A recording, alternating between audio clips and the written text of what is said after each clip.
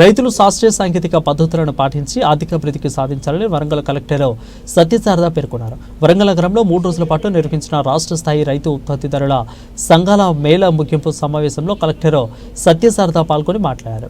ఆధునిక విత్తనాలు, తగినంత విద్యుత్ సరఫరా, సులభతరమైన మార్కెటింగ్ అందుబాటులో ఉండేలా ప్రభుత్వం కృషి చేస్తుందని అన్నారు.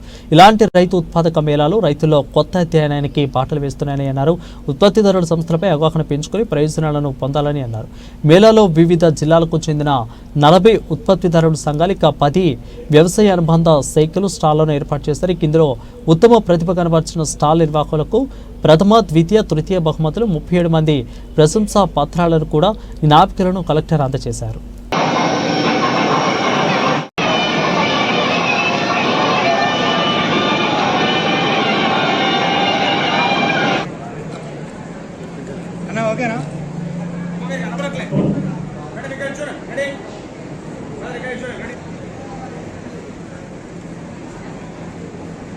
కొద్దిగా చిన్న సీరియస్గా ఉన్నది.